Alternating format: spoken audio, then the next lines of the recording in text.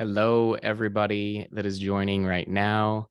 We're going to take just a quick second and let a couple other people join. I appreciate you getting on so quickly.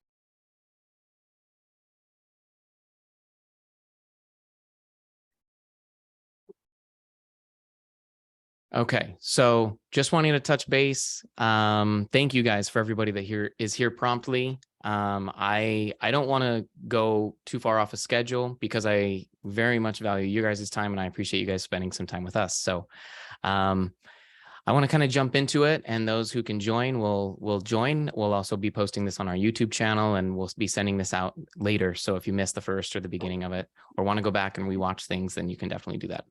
But I just wanted to jump on. I'm super excited about our first webinar of our series, our Capitalize series. So, at the end of last year, and as we're moving into this, the reality is the mortgage market is functioning differently than it's ever functioned before. And so I feel that it's extremely important to be able to bring value to our referral partners, to the industry as a whole, maybe even just look at some things that maybe they're not aware of. Maybe it's just touching on some other points that they are aware of, but be able to be bringing value to you guys on a regular basis, because this has been a very challenging year. 2022 was very challenging. 2023, there's a lot of opportunity, but there's probably about 3 to 6 months before we get back into maybe some chaotic times again, with rates falling and people jumping off the fence and things like that. So I want to be able to help you guys understand what's happening in today's market and to take advantage of the creative strategies that are available in today's market. So one of the things I do want to real quickly touch base on is I do just want to introduce myself as, I am Danny Drysdale. If you are here, you probably know me. If you got this through something and you're not aware of who I am, I'm the branch manager for Intercap Lending here in San Diego, California. We've been with Intercap Lending for about coming up on 4 years now. I've been in the industry for a very, very long time. So excited to be here, excited to talk with you guys through these things and help you guys so we can all work together and help get more people into homes. Just 1 second. I'm going to make sure that everybody's muted real fast.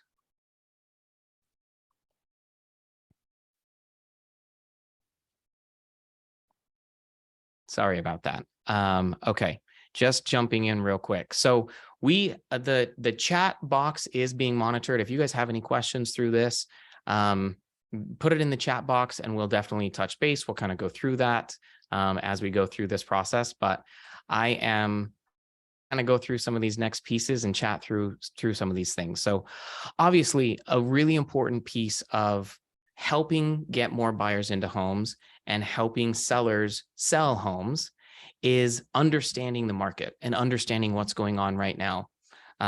We're all aware of some of the bigger factors and some of the big things that are happening, but we all have to be able to work together in order to be able to move forward. So my goal is making sure that we're all doing that so that we can work together and help get more buyers into homes, help sell more homes, and really make 2023 an incredible year, not only for us, but more importantly for our clients. Homeownership changes people's lives, and I love to be a part of it. Part of what we're dealing with right now obviously came post-COVID. When COVID happened, the government and everybody did everything that they could as things were evolving quickly.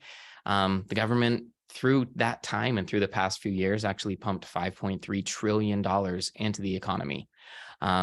a big portion of what they did is there was an unprecedented amount of investments in mortgage-backed securities.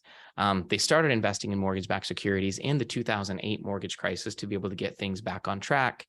Looking back in hindsight, maybe they should have tapered that a little bit differently. Maybe it shouldn't have been as aggressive as it was, but we're here now. And so what do we have to do to kind of move forward and make sure that we get back on track? The Fed is moving historically fast to tame inflation. They're moving quicker than they've ever moved before. So if you're comparing this to 2008, or, 2008 was a little bit of a different situation, but 2015, 2004, 99 and 94, they're moving quicker than they've ever moved before. And the reason why is because there is one tool that they have to tame and curb inflation, and that is rates. They have one hammer, right? They would rather, and we've probably heard this clip and we don't like it, but we've all heard it. Jerome Powell say he'd rather overdo it than underdo it.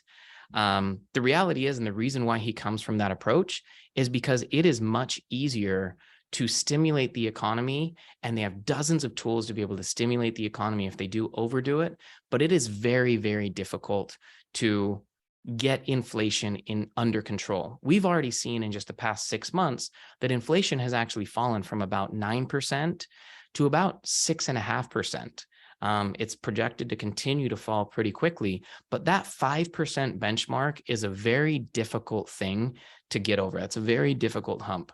So in that scenario, they want to make sure that they're breaking through that, because 5% year over year over year is catastrophic for an economy. And so they want to make sure that they can get back on track where we're at that 2% target over time. So they are going to adjust things. They are going to continue to be aggressive. In this environment, they're actually going to continue to raise the Fed funds rate, even though we're seeing mortgage rates fall. We've seen mortgage rates, they peaked end of October, beginning of November timeframe, and we're seeing them fall now because inflation is falling. Hopefully everybody on this call understands that the Federal Reserve and the Fed funds rate has no direct correlation to what happens with mortgage-backed securities. So even though mortgage rates are actually falling and we're actually taking advantage of that benefit, we're probably going to see the Fed funds rate continue to increase through the summer of 2023.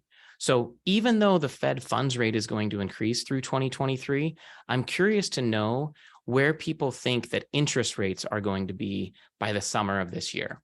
So I'm going to share a little poll. I would be curious to know where you specifically think interest rates are going to be by the summer of this year. I'll give everybody a couple of seconds to answer, kind of see what the general consensus, or where the decisions are. We've got a couple of good answers. I'm going to share this real quick. So it looks like a lot of you guys are saying that rates are going to be anywhere from the 4s. A lot of people say they're going to be in the 5s, and there's some that say it's still going to be in the 6s. There's a lot of different things happening right now. I personally think that rates will be in the 5s by the summer, especially by the end of the summer, and they might start falling a lot quicker. We'll talk about some of those reasons why I believe that as we go through this. But it's good to see that nobody on this call thinks that rates are going to be at 7 or in the 7s or higher than 7%, because there's really no signs that point that interest rates are going to continue to go up, and home prices falling, some of those different things. We'll talk through all of those different pieces, because there's a lot of economic data that shows that over time, home prices are going to continue to increase, rates are going to continue to fall. So how do we help people take advantage of affordability right now? So having said that, and just chatting through some of these things, one of the biggest things, like I said, affordability, right? Affordability comes in 2 different parts. Obviously, affordability is from a monthly payment perspective. The other side of things is how much money do people have for a down payment and savings. So because of COVID and some of the things that happened in COVID at the beginning, savings accounts shot up because there wasn't any money there wasn't any way to be able to spend money, right? You couldn't go out, you couldn't plan happy hours or do some of those different things. You couldn't go out and spend money. You were at home, you were working hard, right? That's one of the other things, that productivity has kind of fallen a little bit. But what's happened over time, whether it be the lifestyle creep of kind of keeping up with the Joneses, whether it be inflation. If you saw my Instagram post a little while ago, the price of eggs is crazy. It's just one of hundreds of things that are chaotic. My wife, Stephanie, every time she goes shopping, she comes home and shares like, I can't believe this is that expensive anymore. So whatever that case may be, the truth is people's savings are depleted, and it's actually at a lower level than it's been in a very, very long time. So we're dealing with lower savings than people have had in a very long time. I know that people are talking, and I'm sure if you're on this call, you're in this industry, and you've probably heard people say that they're worried that this is 2008 again. And most people have had this and seen this slide and seen this data. The reality is there are so many different things in the market today than what was apparent or what was happening in 2008. In 2008, there were over 4 million homes for sale nationally. We just dropped below 1 million nationally. We are less than 25% of the amount of homes available on the market. So we don't have enough homes. In the meantime, we also have more housing formations being created. So builders stopped building homes, but housing formations continued to be created. Even though this happened in 2008 with the mortgage crisis, people still grew up and they got married and they had families and people got divorced, and all of those different situations create more housing formations. And so as more housing formations are created, we typically see it's in the millions that housing formations are created in the US every single year. We need to be able to add that many homes. Well, we haven't been doing that. And although we've been building homes for some time, we actually saw year over year from 2021 to 2022, we saw that builders for the first time pulled less permits as they go through this year, because they're going, wait, hold on, let's pump the brakes. Let's see what's happening economically. It's more expensive to build with the cost of lumber, cost of gas, all those different things. All of that comes into play. In looking at that, we don't have as much affordability. We have a lot less homes. We have more people that need homes, and we don't have enough homes being built. So when you're looking at that from a grand scheme of things, there's really nothing that points to the fact that prices are going to go down. And over time, prices are going to continue to go up, and probably at an exponential rate. So looking at this opportunity, especially the beginning of 2023, and specifically the next 3 to 6 months, as such a golden opportunity to take advantage of this market and get into a home before things get kind of out of hand, with more people getting off the fence and more of those other things happening in the market. So one of the things that we have seen is we've already seen prices drop a little bit. We've all looked at that. And a lot of people on this call, I know, and I see some people from, Southern California, from Arizona, from the Nevada area, Colorado area, Salt Lake City, from Utah. In those markets, we've already seen some of those price drops, right? So a lot of that risk and a lot of those drops have already happened. Now, it's virtually and nearly impossible to time the market perfectly. But I always use the scenario, if you fall from 1,000-foot cliff, right? If you're falling from 1,000-foot cliff, there's probably not much luck for you. But if you stop 2 feet above the ground and you're able to put yourself back in your body 2 feet above the ground, and you fall that last 2 feet, is that last 2 feet the amount that kills you? Or is it the 998 feet that happened before that, right? We've already seen a lot of this risk be removed from the market when it comes to home prices and where things are. Yes, maybe home prices fall a little bit more, depending on what you look at. Case-Shiller shows, and we'll be able to talk about that a little bit more, but they actually show that there's going to be home price appreciation.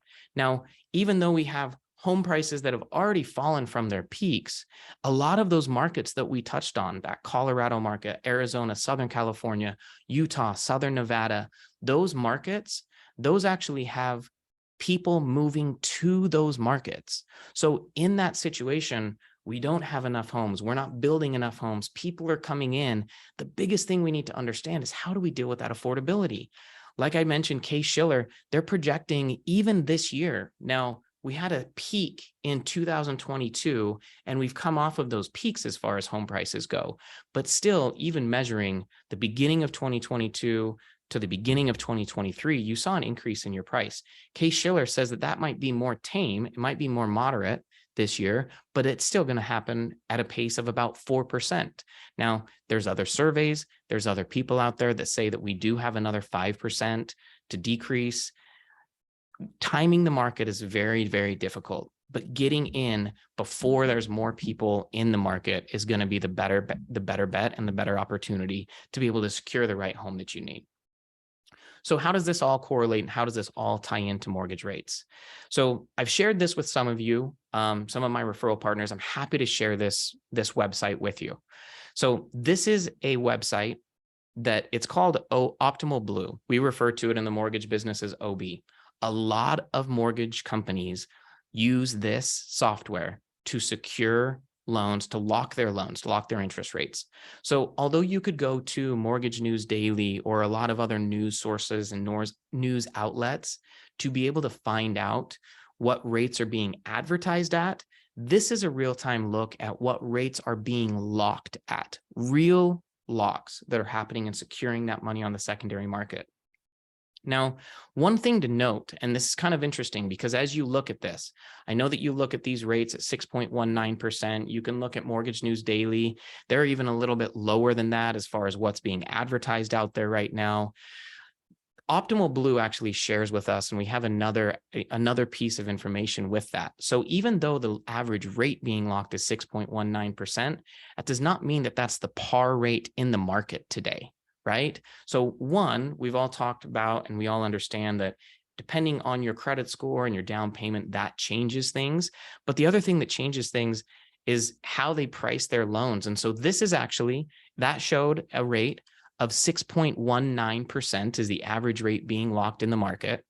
This is based off of all users that use this software, Optimal Blue. It's about 40% of mortgage companies nationwide. That is a big understanding of what's actually happening in the market as a whole. So this is based off of a 6.125 interest rate. If you can look to the left, those higher dots, that represents you're getting a credit for that interest rate. If as it goes more throughout to the right, as it falls and goes to the right, that is showing that there's a cost associated with that interest rate. So even though it's saying that the average rate is 6.19%, this is telling you that people are charging fees, they're charging points for that. This is real-time data about what's happening and what's going on price sheets and rate sheets. So just because you see through a news outlet that the average rate is 6.25% doesn't mean that your client is going to necessarily be able to secure a rate of 6.25%. They might, but there might be some fees associated with it. Does that make sense in this market? We'll get into that a little bit more. I'm of the opinion that it doesn't make sense to pay for a lower rate. Well, everybody's situation is different. We'll talk about that in a little bit more detail. Now, as rates as a whole, what do interest rates, what's happening with interest rates? If you guys are familiar with the 10-year Treasury, the 10-year Treasury and 30-year mortgage rates actually follow a really, really similar trend.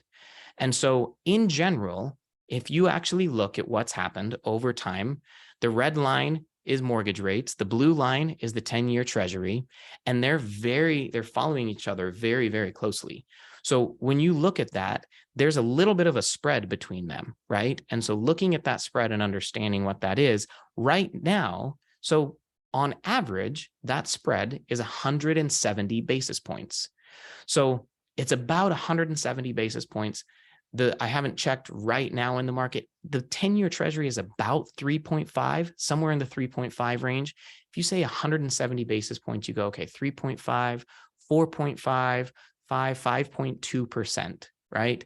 So on average, you would say that interest rates should be at 5.2%, but we saw that those interest rates were at 6.2%, right? That's because what's happening in the market right now is a spread of almost 300 basis points. Now, as inflation cools down and as rates come down, that gap will get more normal. What that means is rates are going to fall at a quicker pace once we get into some of those normal territories. The reason why that's important for you to understand is all of these things come into play in providing advice to your client of how to move forward, what the best strategy is in this market right now, chasing the lowest rate and paying points, or going with a lender that maybe doesn't provide the best strategy to know that this is a two-step process. You're going to be in this now. This helps you secure it. It's a 10-day close. Let's move forward. But what are we looking to do to make sure you're in a good situation a year, 18, 24 months from now? Those are really, really important things to keep in mind. Now, another thing that's changing with mortgage rates is I posted something about this just a little bit ago. There's new LLPAs coming out. For those of you who don't know, an LLPA is a loan level price adjustment. So when you're referring to certain interest rates, a lot of what you're looking at is the rate with no loan level price adjustments. What that means is typically it's going to be like 50% equity in the property, right? 50% down. You've got an 800 FICO score. That means there's no adjustments to that. Now, a lot of times when I talk to a lot of realtor partners, they're asking where rates are today. The example that they give is, hey, where are rates for like an A paper borrower? And they'll ask and they'll say, you know, like 750 credit score, 20% down, like what does that person get? Well, if you look at these new LLPAs that are going into effect, you can actually see that for a 750 FICO score and an 80%, a borrower that's putting 20% down and 80% loan to value, that rate is actually going to be getting more expensive. Now, on the flip side, you also have, and if you look at the bottom right-hand side of this, you see that there's people with maybe not perfect credit scores, sub-perfect credit scores, and maybe a little bit less money down, 3%, 5% down. They're going to get a much bigger benefit to their interest rate on purchases. It's going to be more appealing for them to eventually buy a home and more affordable for them to buy a home. The reason why is Fannie Mae and Freddie Mac went through the FHFA, they audited a lot of files, and they realized that since 2008, everybody that is paying, that has a mortgage is paying their mortgage, right? I know there's some people in forbearance still because of COVID. I know there's some things that have happened, but the reality is everybody's qualified to make their payment. What they realized is people with sub-perfect credit scores are still making their payments on their mortgages.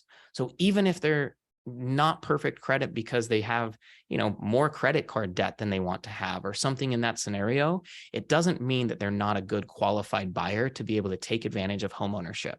So everything that we thought we knew before this, as far as interest rates and the perfect borrower, not saying that 800 FICO score and 20% down doesn't qualify you as a great borrower, but what this does do is it creates an opportunity for those clients that are maybe not in that perfect box to be able to still get in and take advantage of home ownership. Starting, this actually goes into effect for things secured May 1st. So we might see this in rate sheets from March, April timeframe. So keep in mind with that, understand what that looks like, right? So talking through interest rates as a whole, we've talked about and we understand what happens when it comes to affordability. We know that affordability is our issue. There's permanent buy downs. There's temporary buy downs. You've probably all heard of a temporary buy down. You've all heard of a 2-1 buy down. How does some of that stuff really work? And really, what is the benefit? What is the difference, right? So I've run this scenario multiple ways. And every time, no matter how I actually calculate it, it comes out to be about the same. Whether you're utilizing the same money for a larger temporary buy down or versus permanent buy down, or the same money for, you know, lower buy down as a 1-0 buy down and a smaller amount of money, the time frame is about the same. What that means essentially is if you are looking and you think that you are going to be in the specific loan that you buy your home with for about 3.5 years or less, a temporary buy down is a more beneficial product for you right now. Now, the tricky thing that we deal with is being able to negotiate the ability for a 2-1 or a temporary buy down, right? Because temporary buy downs cannot be paid for the buyer. If you look up Google, Google will technically tell you that temporary buy downs can be paid for by the buyer. That's the old 2-1 buy downs that they're talking about. In the market right now, there's not currently any investors that will take a 2-1 buy down that are paid for by the buyer. Now, you can have a 2-1 buy down on a jumbo loan. We at Intercap Lending, we actually have a program, and we have a loan program that gives you the ability to utilize a 2-1 buy down or a temporary buy down on a jumbo loan. So that program works for everyone. Now, to get back to affordability, the biggest thing with affordability, one, we've already talked about savings and that being a little bit lower. We'll do another webinar about down payment assistance and why that may be important, and some of those changes happening. Those aren't the bad programs that they used to work with as they were at one point. They're actually really, really, really beneficial. So we'll dive into understanding that a little bit more as well. The other piece of affordability is interest rates and truly just your payment, right? So as we go through this in more detail, the options that you have with temporary buy downs is, obviously the most common temporary buy down is a 2-1 buy down. There's a 3-2-1 buy down, and then there's a 1-0 buy down. Now, for those of you who don't know how these work, basically what a 2-1 buy down is, let's use that as the example. 2-1 buy down means that if your par rate is 6%, your starting rate for your first year is 2% lower. So your first year, your payment is 4% based off of a rate of 4%. Then it's based off of a rate of 5%. And then it's a 30-year fixed loan. So year 3 through 30, it's still 6%. Now, a 1-0 buy down is just 1 year, 1% for the first year. A 3-2-1 buy down, it's more expensive, but you get a bigger bang for your buck when it comes to that bigger interest rate up front. So if it's 6%, it's actually 3% up front. Now, 3-2-1 buy downs were probably more important and more utilized probably in October, November timeframe. Interest rates had peaked. It was very difficult from an affordability standpoint. If you needed to sell your house, you needed to offer some good terms to be able to do that, right? That's probably not attainable right now. The reality is the 2-1 buy down isn't attainable right now. We'll talk about them just so you understand how they work. But the reality is that 1-0 buy down might be the sweet spot for you. So the biggest challenge that we've seen is I've had a lot of referral partners reach out to me. I've had a lot of realtors when they're going through this and they're saying, hey, how much do I need to negotiate to be able to get a buy down, right? How much do I need to do for a 2-1 buy down or a 3-2-1 buy down? Well, we've made that easier for you. So if you go to intercaplending.com/buy down, we're going to put it in the chat. We're going to put it in our notes that we send out after. We've actually created a calculator so that you can calculate this on your own. So a general rule of thumb for a 3-2-1 buy down, I'm going to give you a couple of notes real quick, just so that you can kind of on average think about this. I'll talk about how they change a little bit in everybody's situation. General rule of thumb is 3-2-1 buy down is probably going to be about 4.25% of the purchase price. So 4.25% of the purchase price. A 2-1 buy down is about 2% of the purchase price. Now, a 1-0 buy down, the reason why that's probably still something that's attainable right now is you only need about 75 basis points, about 0.75% on a $500,000 home. It's about $3,500, and you can do a 1-0 buy down. So as we look at these calculators, you can look and see. So all of these examples are basically structured off of a $500,000 purchase price with 10% down. Now, when you go to that calculator at intercaplending.com/buy down, you can actually put in which type of buy down you want to utilize, the term for the loan, a 30-year loan, the purchase price, what the interest rate would be, the down payment, all of those different things. When you put that in, it will tell you the exact amount that buy down costs. So on a $500,000 property with a 7% rate, this is a little bit older example, but at a 7% rate, you need about $20,000, little over $20,000 or 4.13%. That's why that 4.25% will be safe with, right? It's going to be hard to negotiate in a lot of different markets right now, but it's there for the right property.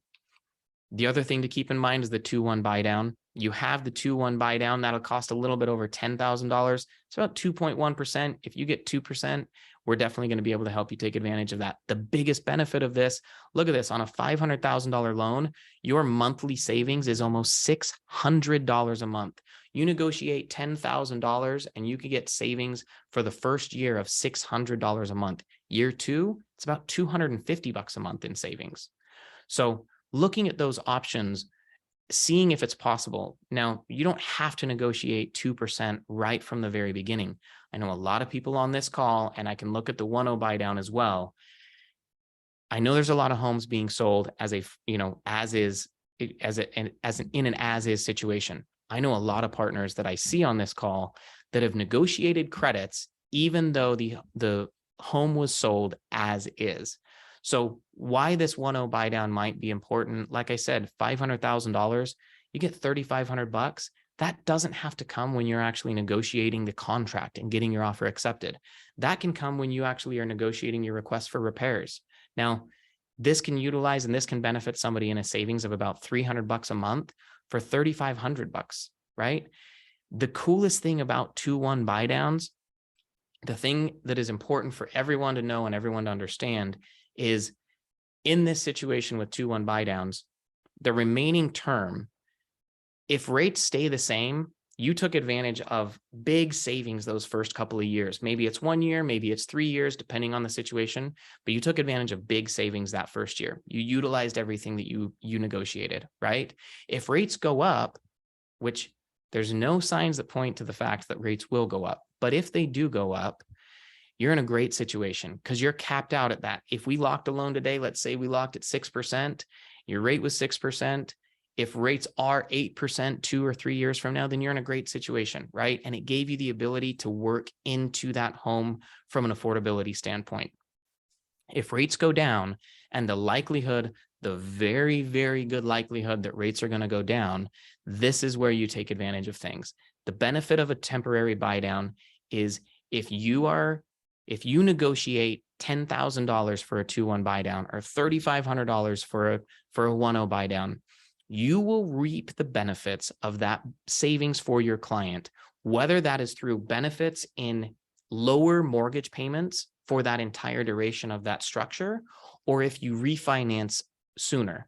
So if you refinance, let's say that rates do reach the 4s. I know there were a couple of people that thought rates would reach the 4s. There's a chance of it. That might be a possibility. If interest rates reach the 4s by the summer and you were only in your loan for 4 or 5 months, we're going to do a principal reduction to lower the principal loan amount on your refinance. So everything that you've negotiated, even if you only took advantage of 4 or 5 payment savings of $300 a month, you only used about $1,200 of that $3,500 negotiated, you didn't lose that money. That's why it's another reason why it's a better option over a permanent buy down. Permanent buy down is good to keep that rate and you're going to have more savings over time. The likelihood that you are in a loan right now that you're going to be in 3 years from now is very, very unlikely. So from the buyer's perspective, obviously, if you can negotiate for temporary buy downs, that's a good piece and something that would be beneficial to do, right? From a seller's perspective, you're thinking, well, why wouldn't I just do a price reduction, right? So to that same example of about $10,000 on that $500,000 purchase price example, saving you about $600 a month, a general rule of thumb right now with where interest rates are is for every $10,000 in a price reduction, you save the buyer about $60 a month in their payment. But for that same $10,000, you could help them save $600 a month in their payment for the first year, almost $300 a month in their payment for the second year, and put them in a situation where they're really set up to be in the best spot moving forward. So if you do want to take advantage of that, I know you guys have known how to do some of these different pieces throughout time, but how do you actually put this into motion? One, I would definitely advertise it on your actual cover page of your top picture on the MLS. I would put that there's a 2-1 buy down and that there's a lot of savings associated with that. There's a lot of people looking at homes online on their phone. They maybe are sharing them with their realtor. Maybe they're looking and then they want to contact you as the listing agent. Doing that and putting in the remarks that seller is willing to offer a concession to help reduce the interest rate for 1 to 3 years. Contact agent for details. It's going to be a really powerful tool. I know that we're seeing more interest in properties right now. That's a really good thing that we're seeing more interest in properties right now. I love that we're seeing things start to turn around, but we still have to deal with that affordability piece in the next year or two to make sure that we get more buyers out there and get them off the fence to be able to afford these homes that are coming for sale and some of these things that are happening. Now, in this whole scenario, it's important to know and understand how much of a concession you can actually ask the seller to contribute to, right? So we've also created a cheat sheet for you. So depending on whether it's a conventional loan, if it's a conventional loan as a primary residence, or if it's an investment property, FHA loans, VA loans, USDA, all of them allow you to negotiate a different amount or a different amount that the seller can contribute. We'll be sending this out to you so that you have access to this. But all of this is important for you to know, because if you're trying to negotiate a 3-2-1 buy down on the right property, but the buyer's only putting 5% down, it's a conventional loan, they're putting less than 10% down, you can't negotiate more than 3% from the seller, right? Now, there's some things that we could look at. We could say, okay, maybe we restructure it as an FHA loan to take advantage of that, because we know that they're only going to be in that FHA loan for a few years and then be able to negotiate or restructure things when they refinance into a conventional loan. There's a lot of different strategies that we can do with that. I want to circle back around real quick to the 1.0 buy down option. I know I skimmed over this real fast, but that 75 basis points or so with a 2-1 buy down, I want to make sure that you're aware that the buyer cannot pay for that, but technically it can be paid for by anybody else in the transaction. Now, I am not advocating that you give up commission. I do not want you to give up commission. I know you work very hard for it. I know we work very hard for it on our side, but I want you to know and understand that if you have a deal that's falling apart, if we can't negotiate concessions from the seller, if you are willing to invest in doing a 1.0 buy down because it makes the seller or the buyer feel a little bit more comfortable, having a more comfortable payment for that first year, I am happy to invest in that with you. Please reach out to me. Let's come up with a good option. Let's cover that 75 basis points together. Let's go in it together to make sure that we're getting clients and getting buyers into homes. We know that they're going to be a client for life if we take advantage of them or take care of them and get them in the best situation at the beginning. We definitely don't want to take advantage of them.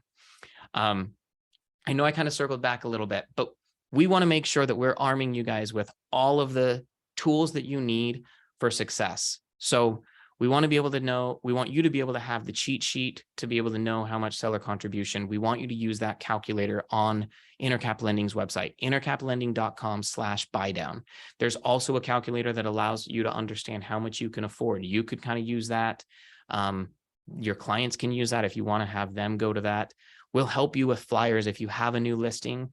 We'll prepare to show lower payments for those first couple of years if that's something that would help move a property that maybe isn't moving in this market for whatever reason.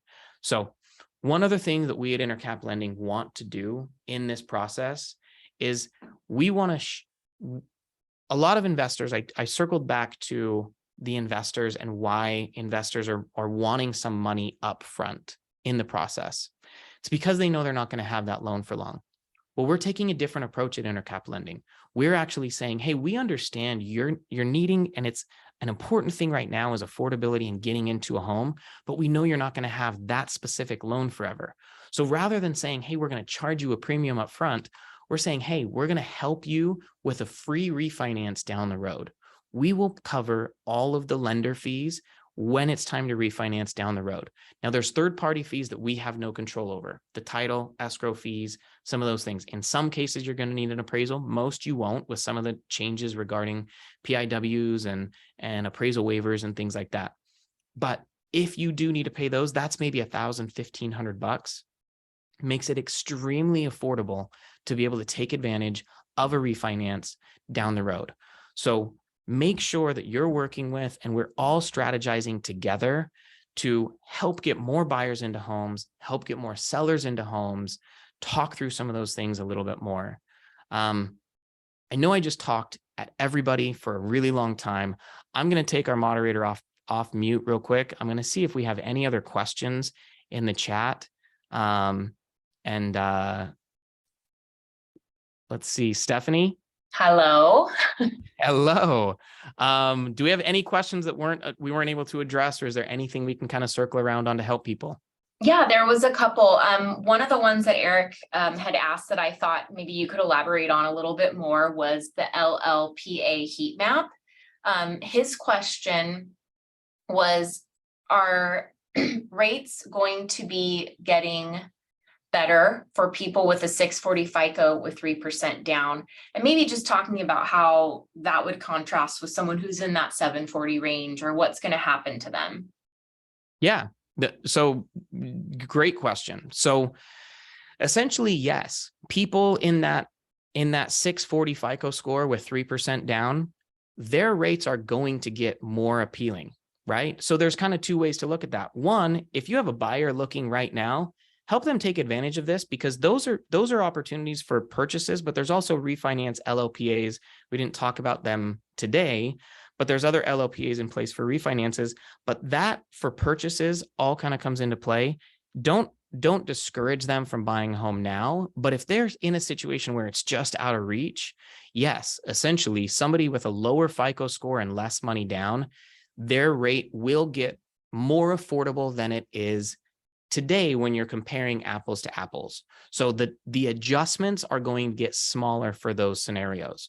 Now, that doesn't mean that if you have great credit and more money down, that you still may be eligible for a better interest rate. But basically what that's gearing things towards is it's saying, hey, we want to focus, we want to help people get into homes. We want to help people utilize, and first-time homebuyers specifically, utilize the benefits of homeownership. So they are restructuring that. And yes, when you're looking at the costs associated and the adjustments today versus the adjustments for that same scenario come May 1st, those adjustments are lower, which in turn means the rate or the cost of that given rate is going to be less expensive.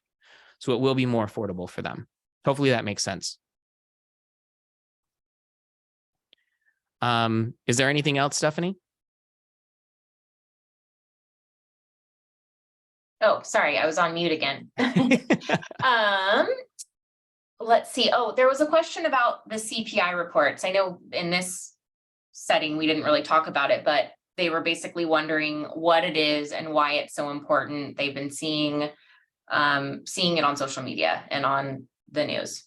Yeah. So the CPI report is the Consumer Price Index report. Basically, it discloses the cost of goods to a consumer, right? And so it's measuring that over time.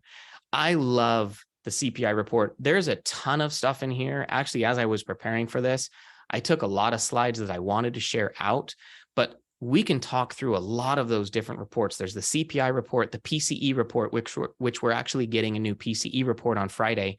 The CPI and PCE are probably the two biggest indicators of what's actually happening with inflation. So as inflation goes down, those are the biggest pieces because it's measuring the cost of goods to the consumer. So with the CPI report, the cost of goods year over year was in June, from June of 2022 to June of 2023, it was 9% higher for the cost of goods, groceries, different things that you spend, all those different goods that you buy. Well, that's gone down. So now year over year, come December of 2021 to December of 2022, now it's about 6.5% higher. It's still too high for a healthy economy, but it's measuring that coming down that allows you to be able to understand that things are getting much more in range with where they need to. Now, there should be some level of appreciation of things over time, right? The target for the Fed is always at a 2% target rate. They want that inflation rate to be at 2%. They don't really want it higher than 2%. It's not good for the economy over time if it's higher than 2%. So that's what they're trying to do. And like I said, the breaking through that 5% barrier is a very, very difficult barrier to break through. So once they break through that 5% barrier, they're going to be able to get to that 2% mark, but that's why they're going to continue. And you'll probably see this. There's another meeting the beginning of February in the next couple of weeks. They're probably going to raise the Fed funds rate again, even though we see all these signs that point to the fact that inflation is coming down. There's two lagging indicators of inflation that are still there. One is there's not enough jobs being lost. That's a horrible thing to say. We don't want jobs in the general idea of things. We don't want jobs to be lost, but jobs, there needs to be more job losses in order for inflation to come down. From the CPI report perspective, the biggest lagging indicator is housing. They're saying that housing is getting more expensive over time, but we're seeing that rates are falling and prices at this point are kind of staying stable. So May 10th, that lagging indicator of housing is actually going to catch up, and we're going to be able to see what happens moving forward with how inflation, how quick it actually falls. Hopefully that answers the question. Yeah, I think that was great. And I think I mainly answered either publicly or privately, depending on the question, the rest of the questions in the chat. But if something was missed, they can email you. Yes, definitely email me. You guys, thank you for spending some time with me, just kind of chatting through some of these different things. I know that temporary buy downs, you might have heard a lot about them and you might think, yeah, but that's old news. It's still a really relevant tool in today's market to be able to utilize. So if you have the ability to do so, sometimes that's the breaking point that makes people get into homes. If we can help a few more people get into homes this year, we've done our job. So please connect with me. If you don't follow me on Instagram, follow me on Instagram. If you want to connect in real life, I have a link to my Calendly calendar. I'd love to set up a time. We could go through more things. Let's go to lunch. I'll bring all my graphs and charts. We can go into the economics of all sorts of different things, but I'm excited that we're able to do this. I really want to hear about other things that you think are relevant moving forward through this year. So let's get in touch. Let's keep in touch. We'll send out a survey after this and we'll go from there. I hope everybody has an incredible, what is today? Tuesday, and an amazing 2023. We'll see you guys soon. Thanks.